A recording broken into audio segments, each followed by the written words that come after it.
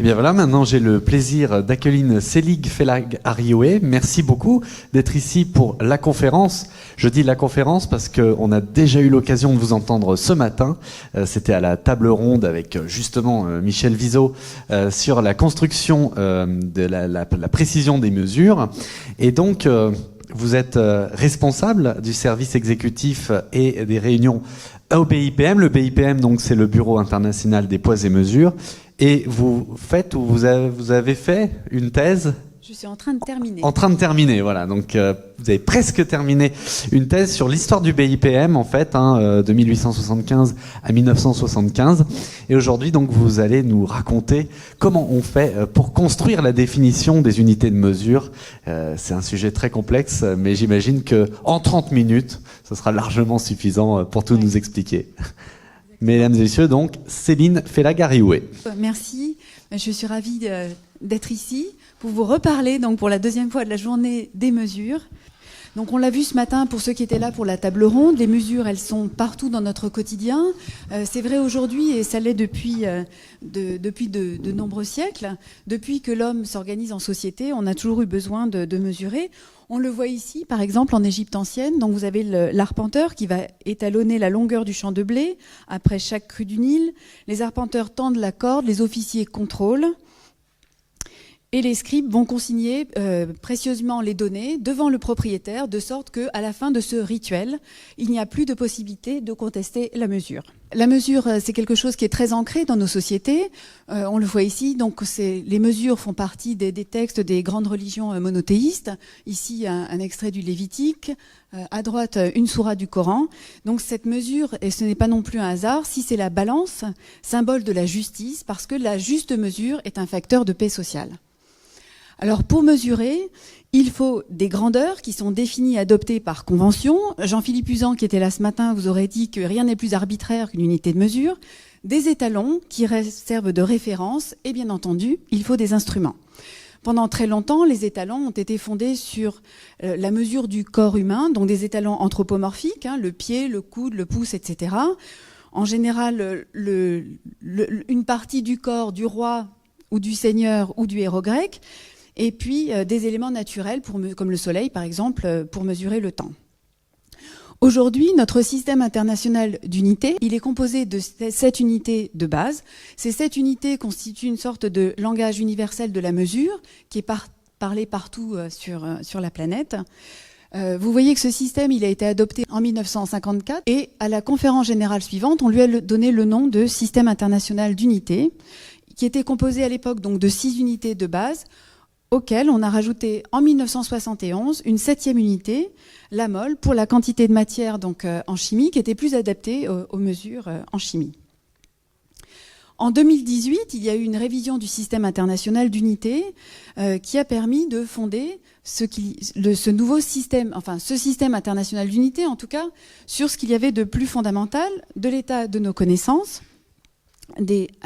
donc qui ont évolué. Et ces définitions, donc, qui s'étaient donc appuyées, comme nous le dit Jean-Philippe Usan, sur la physique classique dans un premier temps, ont en fait intégré les évolutions de la science pour accompagner à la fois les progrès de la science, mais aussi celles de la société.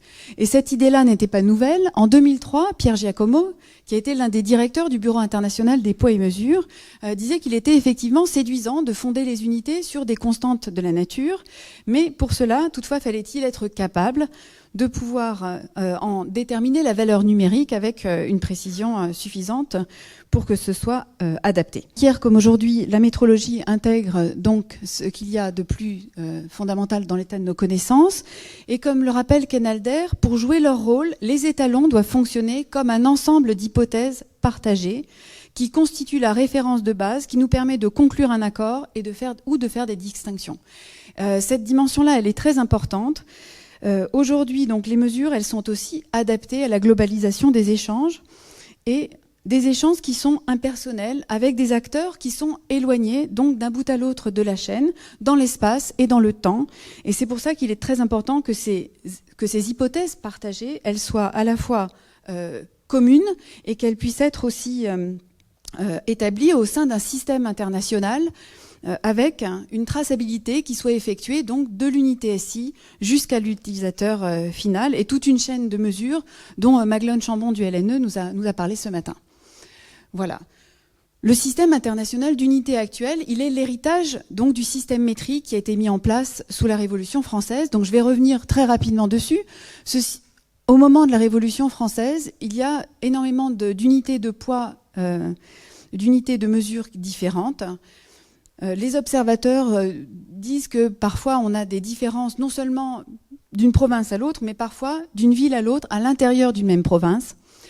Et c'est ce qui va être aussi à l'origine en fait de ce système métrique qui va être instauré par les révolutionnaires, parce qu'en France on compte plus de 800 unités différentes, et derrière ces 800 unités différentes se cachent en fait 250 000 unités, 250 000 représentations différentes. Donc ce sont les cahiers de doléances qui vont se faire l'écho en fait de ce problème de disparité des mesures, et cela correspond aussi à un moment où on a besoin de commencer à uniformiser ces mesures, notamment d'abord au niveau national et puis progressivement au niveau international, notamment pour les besoins du commerce. Donc la Révolution va mettre en place le système métrique, et pour ce faire, on va aussi définir le mètre à partir de quelque chose d'universel. Cette notion d'universalité, elle est très importante. Elle fait partie aussi du projet politique de la Révolution française qui veut en fait exporter aussi par ce système métrique ses idées. Et on va fonder l'unité métrique sur les mesures de la Terre. Et pour ce faire, on va les mesurer. L'arc du méridien entre Dunkerque et Barcelone, le mètre sera donc égal à la 10 millionième partie de l'arc du méridien. Alors on aurait pu faire bien entendu plus simple, puisque l'unité c'est d'abord une valeur qu'on adopte par convention, mais il fallait rendre cette mesure, pour la rendre universelle, il fallait faire en sorte qu'elle soit fondée sur les mesures de la Terre. La Terre n'appartient à personne, et le méridien permettait d'achever cet idéal un peu universel. Voilà, donc ça va aboutir à la loi du 18 germinal 3, donc du 7 avril 1795. On va avoir 2 étalons en platine qui seront déposés aux archives nationales le 22 juin 1799. C'est véritablement la première pierre donc au système international d'unité. Ce qu'on peut remarquer, c'est que ce système métrique, qui a été appelé de ses voeux notamment par la population, va mettre très longtemps dans les faits à être appliqué.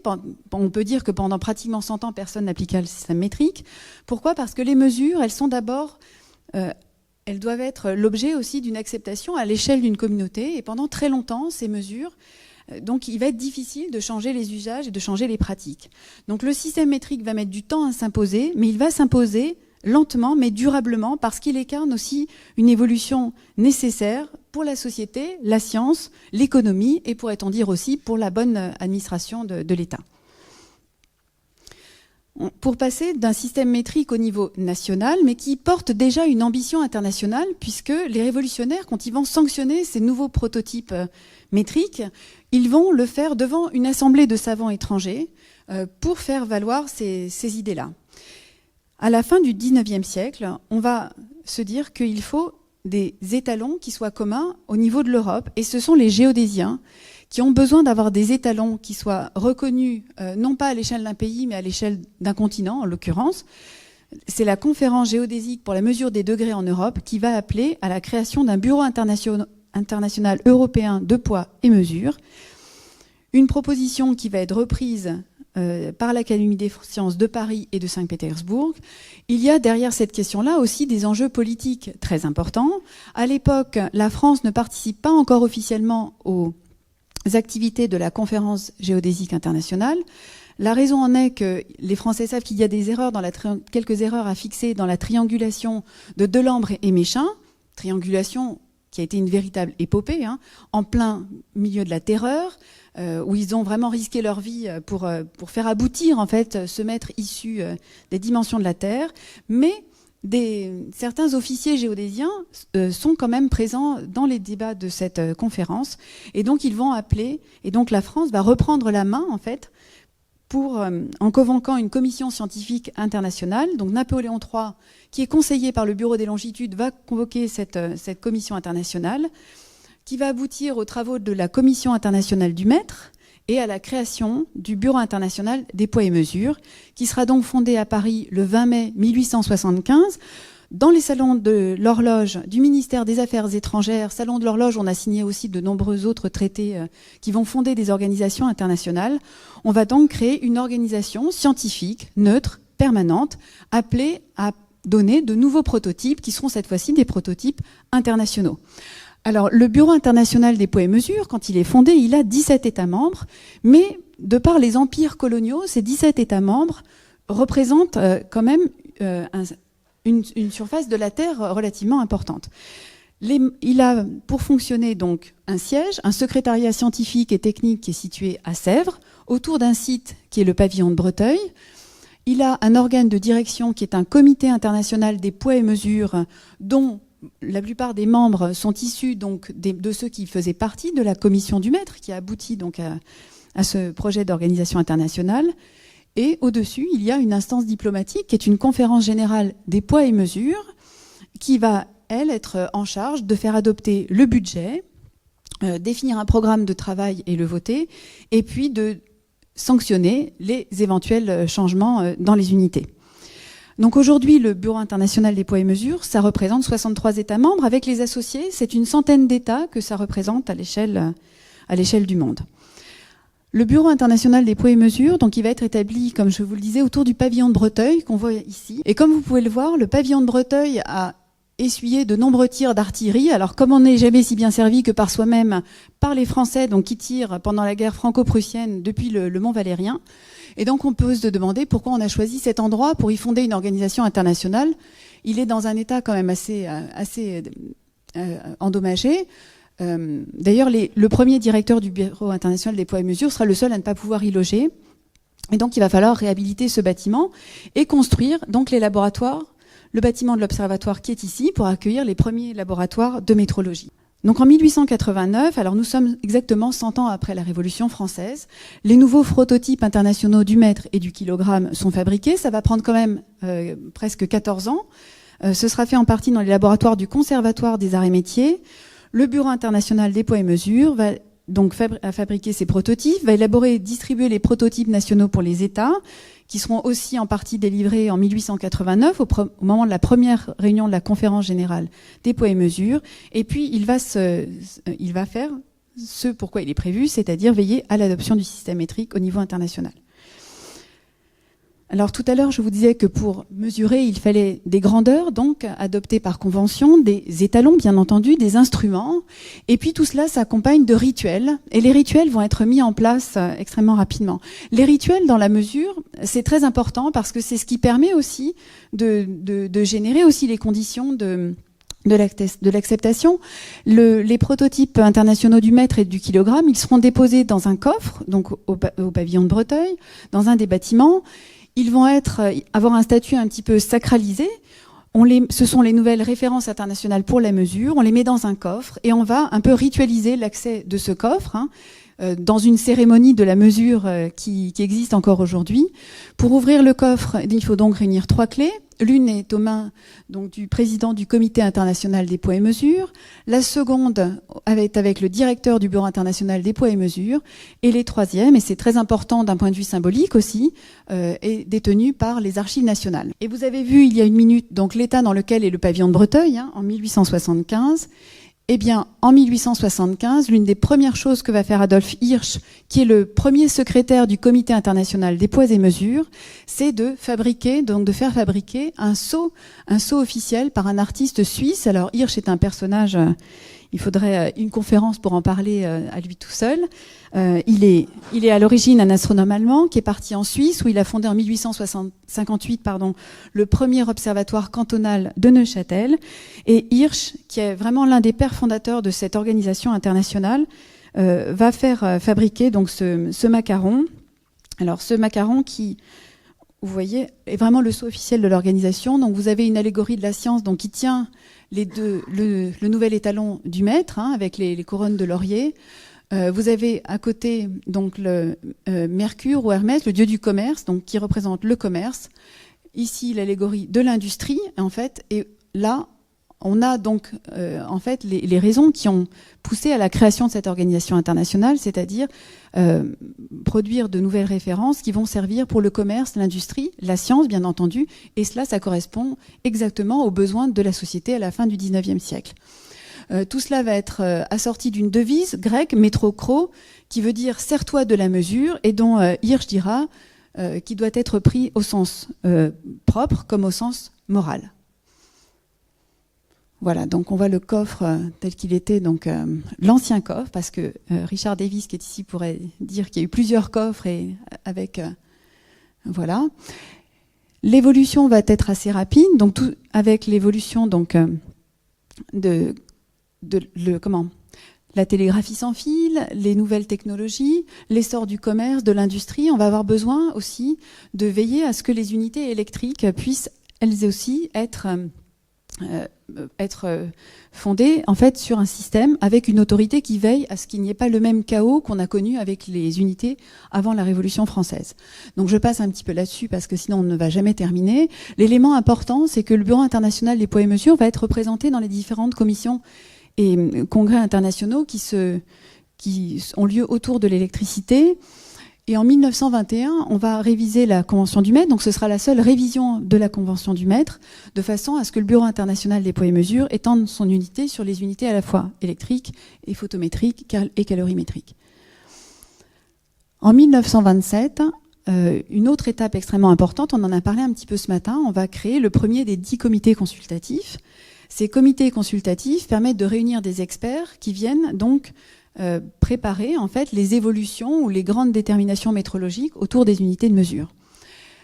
Donc il y en a aujourd'hui 10. En 1927, ce n'est pas un hasard et ça suit aussi la révision de la Convention du Mètre, si c'est l'électricité qui va commencer en fait parce qu'on a besoin de s'entendre assez rapidement sur ce qui va fonder les unités électriques. Voilà, donc je vous ai mis ici la liste des comités consultatifs, donc il y en a 10 aujourd'hui, et vous voyez au niveau des dates en fait que ça va suivre aussi les évolutions dans les définitions des unités. Par exemple, le comité consultatif pour la définition du mètre va être fondé en 1952, et en 1960 il y aura une première redéfinition du mètre. Le comité consultatif pour la définition de la seconde en 1956, avant l'adoption de la nouvelle définition pour la seconde. On a un comité consultatif aussi pour les unités, etc.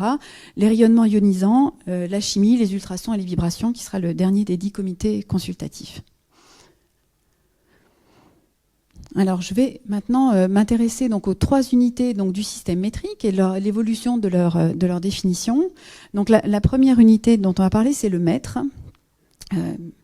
Le mètre, donc, qui va être la métrologie des longueurs aussi, qui va être tout un champ extrêmement important des activités du Bureau international des poids et mesures pendant très longtemps. Vous voyez ici les comparateurs géodésiques. Alors, il y a en plus de la définition des unités strictement parler, il y a 2 champs importants pour les longueurs. C'est à la fois la géodésie, et là, on va voir dans un instant que le Bureau international des poids et mesures va se positionner comme un acteur très important dans ce domaine-là. Donc la géodésie d'une part, et puis le BIPM va être aussi impliqué dans toute la discussion autour des étalons qui vont servir aussi à l'industrie. Donc en 1889, on a vu tout à l'heure, donc il y a une première, l'étalon international du mètre est fabriqué, il est sanctionné, il est déposé dans le coffre au pavillon de Breteuil, et très rapidement, le comité international des poids et mesures va s'intéresser aux longueurs d'onde lumineuses. On en parle dans les procès-verbaux du CIPM dès 1887. Alors ce n'est pas un hasard non plus, parce que Michelson, il y a cette fameuse expérience de Michelson avec Morley. Et puis il y a le membre du Comité international des poids et mesures, Benjamin Arthur Gould, qui va suggérer d'inviter le physicien américain Albert Michelson à venir procéder au Bureau international des poids et mesures à la première détermination de la valeur du mètre en longueur d'onde. Alors c'est une expérience extrêmement intéressante. Et cette expérience-là, elle déconstruit aussi un petit peu la figure du génie scientifique qui travaille seul dans son laboratoire et qui tout d'un coup a un éclair de génie. Michelson, donc, il va d'abord travailler. Il fait ses études à l'université San Francisco. Il va être aspirant pendant 2 ans à l'armée navale et instructeur. Puis, il va travailler à l'Office du Nautical Almanac à Washington. Et dans les années 1880, il va voyager en Europe. Il va passer 2 ans à peu près à l'Université de Berlin. Et puis, il va venir en France. Il fréquentera le Collège de France et aura l'occasion donc de côtoyer un certain nombre de physiciens français et notamment de s'intéresser aux travaux d'Hippolyte Fizeau. Donc, de retour aux États-Unis en 1887, il va répéter l'expérience de Fizeau avec un appareil qui préfigure le futur interféromètre. Et il y publiera un article en 1889 très important qui va attirer l'attention aussi du Comité international des poids et mesures qui va l'inviter à venir faire son expérience au Bureau international des poids et mesures. Alors, cette expérience, elle est extrêmement importante. C'est l'une des grandes expériences fondamentales métrologiques qui se passe au tournant du XXe siècle. Et ce qui est intéressant aussi, ce sont les coulisses de l'expérience, en fait. D'abord, Michelson va venir avec son interféromètre. Donc, ça veut dire que l'interféromètre et toutes les parties optiques vont être fabriquées aux États-Unis. Il va falloir qu'il traverse l'interféromètre en question. Alors, Richard, qui est là, qui connaît bien cet appareil et qui sait que c'est quand même un appareil qui est extrêmement imposant, il va le faire venir donc en bateau. Il va arriver au port du Havre en juillet 1892. Et donc, il va donc l'installer. Il va falloir quelques mois pour le réadapter. Et puis, il va travailler avec quelqu'un qui s'appelle Justin Mirande-René Benoît, qui est directeur du Bureau international des poids et mesures depuis 1889, mais qui est quelqu'un qui travaille déjà dans cette organisation depuis 1878. Et ils vont donc procéder ensemble à la détermination de la valeur du mètre en longueur d'onde. Alors, ce qu'on voit sur cette image-là, donc, c'est le résultat de l'expérience. Alors cette expérience, elle dit beaucoup de choses en fait, parce qu'elle dit que ce savant américain, il vient donc dans cette organisation internationale pour faire cette expérience qui est extrêmement importante. Il y vient avec ses instruments et les résultats sont publiés, non pas dans une revue scientifique en France ou aux États-Unis, elles sont publiées dans le tome 11 des travaux et mémoires du Bureau international des poids et mesures. Et Benoît, vous voyez, qui a participé à toute la partie métrologique de l'expérience, n'est cité que comme traducteur. Alors, Benoît, il va être extrêmement déçu par cela. Il va écrire d'ailleurs au secrétaire du CIPM qui va assez rapidement balayer la question en lui disant que lui aussi, il aura l'occasion de refaire cette expérience-là, que cette fois-ci, c'est son nom qui sera mis en avant et qu'il pourra donc publier quelque chose de très fort. Et il lui dit, finalement, vous êtes déjà reconnu, vous n'avez pas besoin de tout ça pour cela. Pour Michelson, c'est extrêmement important aussi parce que cette expérience qu'il fait au Bureau international des poids et mesures, et c'est intéressant de noter en fait comment se construit la notoriété aussi de cette organisation, où on est quand même relativement très tôt par rapport à sa création, va aussi être très impatient pour que ces résultats-là soient publiés, parce que c'est aussi quelque chose qui va construire sa carrière. Donc, le propos de Michelson et ses expériences ont un caractère quand même essentiellement métrologique. Et il aura le prix Nobel, il sera donc le premier Américain à avoir le prix Nobel en 1907, en partie pour les résultats qu'il a obtenus pour cette expérience. La diffusion de ces travaux-là, elle va se faire dans toute la communauté savante, d'une façon très très organisée, avec toute une liste de savants qui va être établie par Michelson et qui va permettre de diffuser les résultats de l'expérience. Alors, ces travaux sur les longueurs d'onde, évidemment, c'est un pas de plus vers la dématérialisation des unités et un pas de plus vers l'adoption de nouvelles définitions dans les années qui viennent. Benoît va avoir l'occasion de continuer en reproduisant l'expérience de Michelson, mais cette fois-ci avec l'appareil de Benoît, Fabry et Perrot. Voilà, cette fois-ci, l'expérience se refera non pas au Bureau international des poids et mesures, mais dans les laboratoires du Conservatoire national des arts et métiers, dont Alfred Perrot vient d'être nommé directeur. C'est extrêmement important parce que quand le Bureau international des poids et mesures va être créé, au niveau du Conservatoire des arts et métiers, on peut pas dire qu'il va y avoir un extrême enthousiasme, notamment le général Morin, qui dirige le Conservatoire au moment des travaux de la commission du maître, voit de très mauvais œil la création de cette nouvelle institution qui vient un petit peu faire concurrence au Conservatoire dans son domaine d'expertise. Donc, Benoît, Fabry et Perrot vont renouveler l'expérience. Les résultats sont excellents. Ils sont excellents à plusieurs niveaux.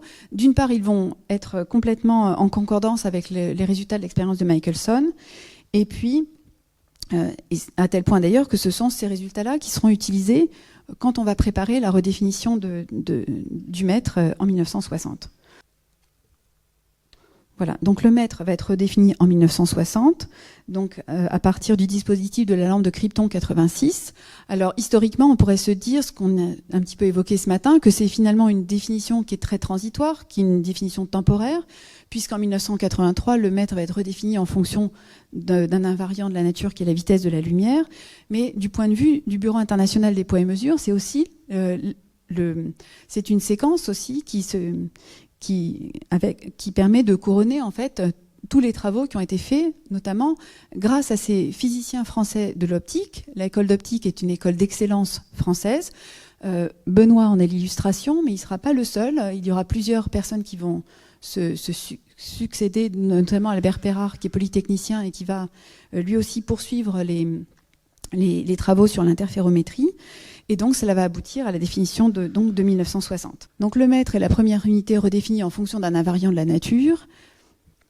On voit ici ces lasers qui seront fabriqués au BIPM et qui seront distribués dans les laboratoires nationaux de métrologie. Cela fera dire à un certain Charles-Édouard Guillaume, dont je vais vous parler dans un instant, que finalement, si on avait connu avec suffisamment de précision la vitesse de la lumière en 1926, on aurait pu fonder l'unité métrique non pas sur les mesures de la Terre, mais sur la vitesse de la lumière.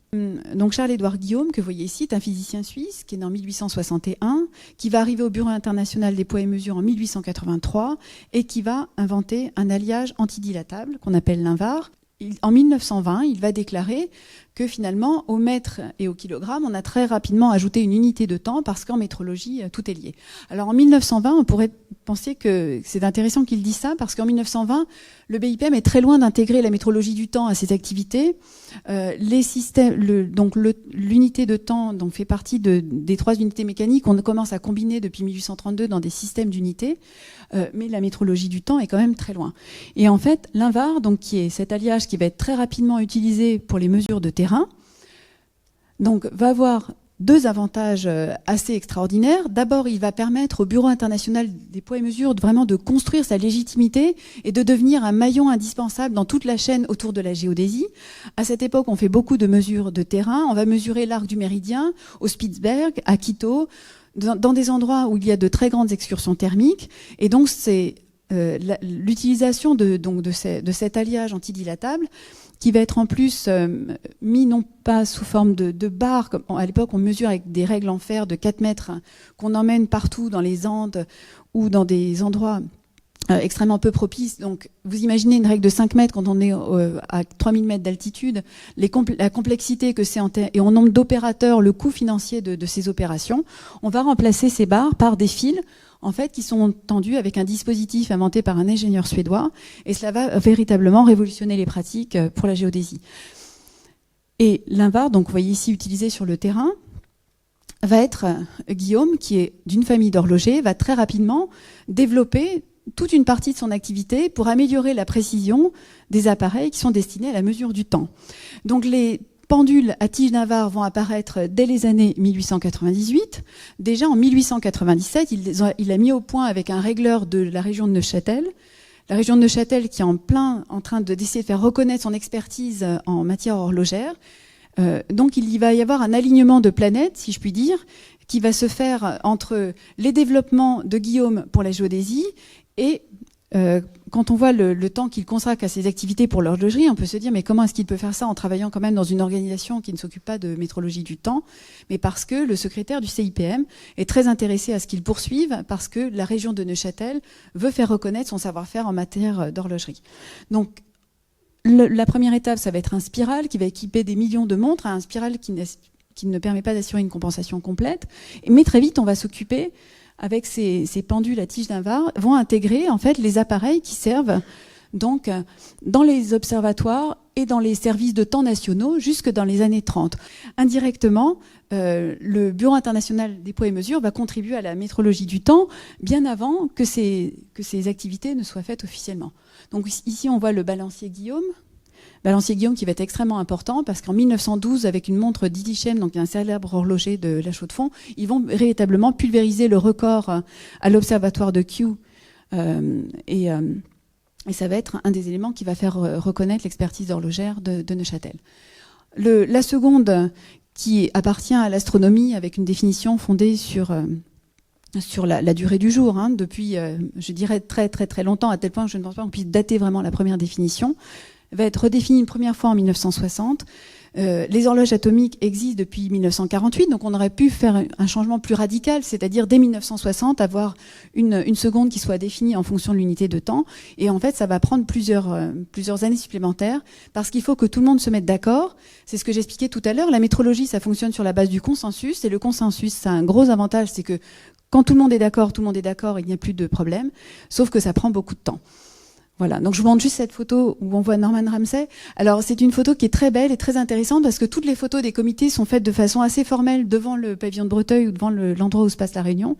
Et c'est une des très rares photos où en fait on a les gens en train de discuter à l'intérieur du pavillon de Breteuil. Voilà, donc je vous passe sur la dédiffusion de la seconde de 1967 qui est en fonction de la transition hyper fine de l'atome de césium-137. Il y a Jérôme Lodvig qui va parler de ça bien mieux que moi. La seconde pourrait être redéfinie dans les années à venir, c'est déjà en préparation. Il y a 2 résolutions à la conférence générale cette année qui vont préparer cette transition. Voilà, et on ne pouvait pas finir sans le kilogramme.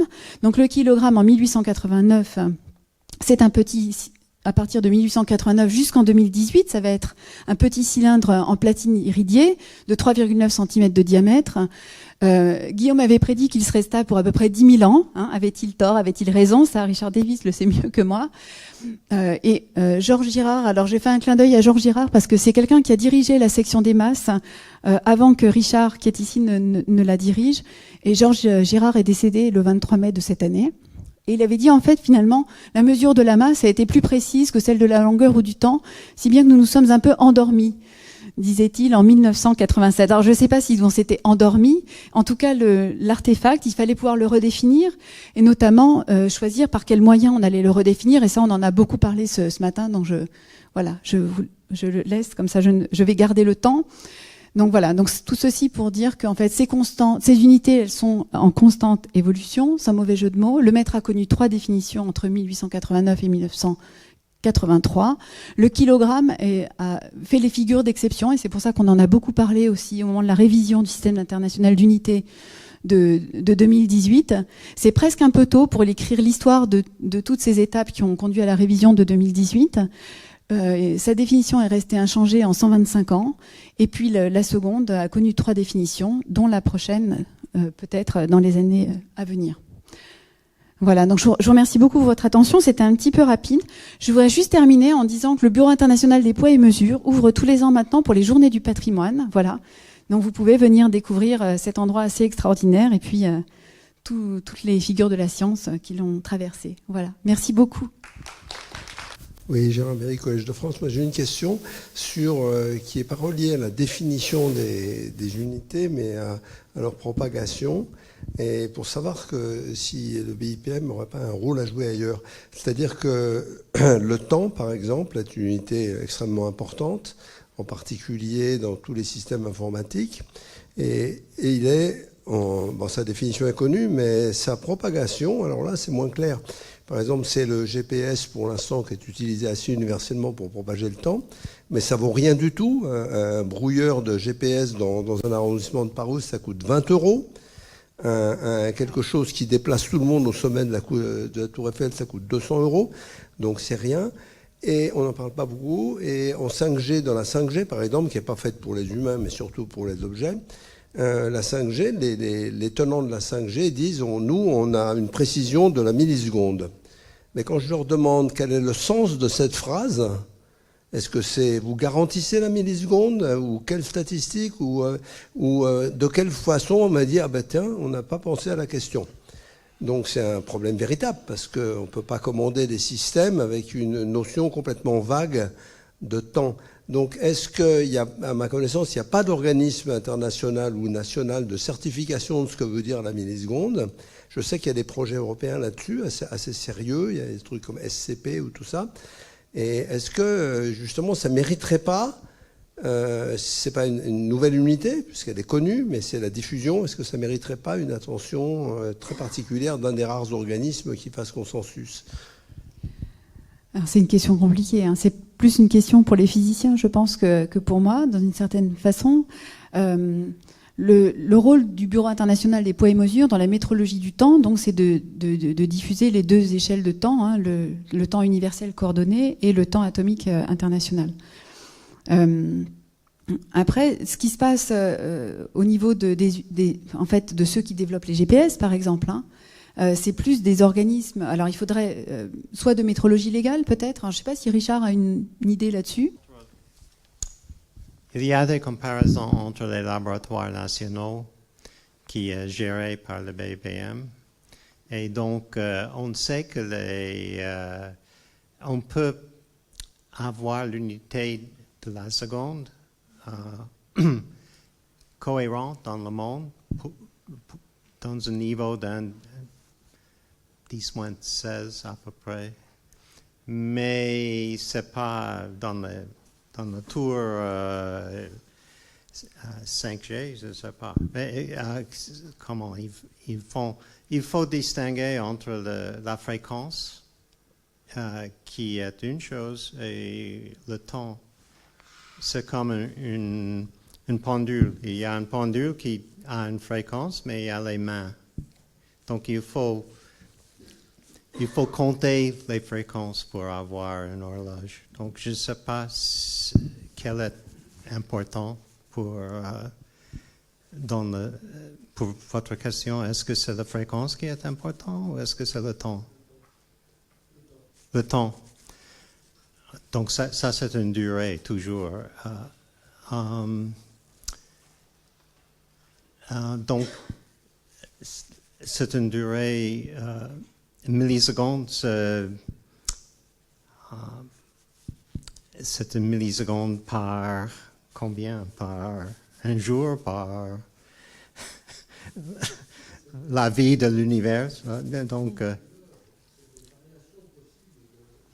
ok. Ça, c'est juste c'est faisable, c'est juste une question de la technologie, je pense. Oui, plus une question industrielle, en fait. Voilà, la question du temps, c'est une question qui nous préoccupe beaucoup à Time World, et malheureusement, c'est quelque chose dont on ne dispose pas toujours à volonté, donc on n'a plus de temps pour les questions, malheureusement. Mais je vous invite, encore une fois, à aller voir Céline après sa conférence, mais pour l'instant, c'est l'heure de la synthèse. Donc, vous vous êtes demandé comment on peut construire une unité de temps. Alors, vous avez rappelé que une unité de mesure, pardon, pas uniquement de temps. Alors finalement, c'est quelque chose de très ancien, mais l'uniformisation, par contre, internationale des unités de mesure, alors ça a été une lente conquête et qui a été beaucoup plus récente. Le système actuel international se compose donc de 7 unités, le mètre, le kilogramme, la seconde, l'ampère, le kelvin, la candela et la mole. Vous avez référence à Jean-Philippe Uzan qui a été impliqué dans ce processus. Aujourd'hui, il nous a parlé de Big Bang, donc c'était pas pareil, mais je vous invite quand même à aller revoir sa conférence. Et donc, l'idée est aujourd'hui de fonder les unités de mesure sur les constantes de la nature. Mais tout ça, donc, ça remonte quand même au XVIIIe siècle, à la Révolution française notamment. Vous avez rappelé qu'à ce moment-là, avant la Révolution, le système de mesure en France, c'est une horreur. C'est d'une complexité incroyable. Il y a un nombre de mesures par région phénoménal, et en plus, c'est assez injuste parce que on paye pas les mêmes impôts, on paye pas de la même façon les marchandises suivant l'endroit où on se trouve sur le territoire, et donc évidemment, toujours avec la perspective humaniste de la Révolution, il y a un besoin d'uniformisation qui se fait ressentir. Et donc vous avez cité Ken Alder, alors j'en profite pour vous dire qu'il y a un livre que j'aime énormément de Ken Alder qui raconte cette histoire du maître, de la conquête du maître, et notamment des expéditions menées, vous l'avez mentionné, par Delambre et Méchain sur la période de la Révolution. Donc évidemment ils ont vécu des aventures complètement rocambolesques, et donc ce livre sur l'incroyable aventure du maître vraiment mérite d'être lu, de Ken Alder. Et donc Ken Alder, comme vous, raconte que le maître va s'imposer lentement, mais sûrement, au cours du 19e siècle. C'est notamment grâce à ça que des scientifiques vont se réunir pour la première fois dans des colloques internationaux. Et puis ça va conduire donc à la création du BIPM en 1875, dont le siège est à Sèvres, et qui est garant des étalons à l'échelle internationale. Donc le BIPM construit les étalons, les duplis, qui sont bien protégés. Alors ça donnait un petit côté Fort Boyard, les clés pour ouvrir le coffre, avec la mise en place de rituels, donc pour vraiment sanctuariser en quelque sorte ce lieu. Et ce système qui se met progressivement en place, c'est un système vivant, c'est un système qui évolue, et c'est pour ça qu'il y a des commissions, des comités consultatifs qui sont mis en place pour définir de nouvelles unités ou pour redéfinir des unités existantes. Alors, on a eu surtout le temps de s'attarder sur le maître.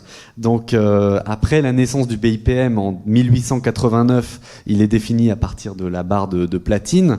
Il va être défini beaucoup plus tard comme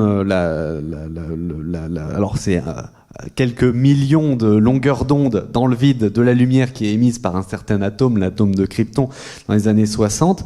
Mais en fait, pour en arriver à cette définition, il a fallu des expériences qui remontent à fin 19e avec Michelson. Michelson, que l'on connaît surtout pour ses expériences d'interférométrie par rapport à l'existence de l'éther, mais il y a aussi ses expériences pour déterminer le mètre en longueur d'onde. Une expérience qui serait réitérée par Benoît, Fabry et Perrault, c'est ça? Alors, ce qui m'a amusé, c'est que le pauvre Benoît, là aussi, il n'a pas récupéré vraiment ses lettres de noblesse, puisqu'on on parle surtout de l'interféromètre de Fabry-Perrault. J'ai vu que vous avez mis l'interféromètre de Benoît Fabry-Perrault, donc c'est lui rendre hommage et justice. Mais sinon, malheureusement, on parle plutôt de l'interféromètre de Fabry-Perrault. Donc, il va conduire à cette fameuse redéfinition du mètre. Et puis, en 83, donc, ce sera la distance parcourue par la lumière dans le vide en une seconde. Enfin, un 300 millième de cette distance, bien sûr. Et puis, ce sera encore redéfini en 2019 comme on fixe la vitesse de la lumière. Et donc, je pense qu'on définit à partir de la seconde dans ce cas-là. En adoptant une vitesse de la lumière fixe à 299 798 458 mètres par seconde. Voilà, donc on n'a pas eu beaucoup le temps de parler du kilogramme et de la seconde, mais pour ce qui est de la seconde, Time World, c'est le temps, je vous renvoie à l'édition 2019 de Time World. J'ai cherché rapidement dans ma mémoire en préparant la synthèse. Il me semble qu'il y a eu Sébastien Bise et c'est Jérôme Ludwig à Time World. Alors je sais plus demain. Bon, je vous fais confiance. Demain matin à 10h, donc pour poursuivre. Mais sinon, donc, il y a aussi la conférence de Christophe Salomon qui était venu en 2019 à Time World, que vous pouvez revoir à volonté. Voilà. Merci beaucoup.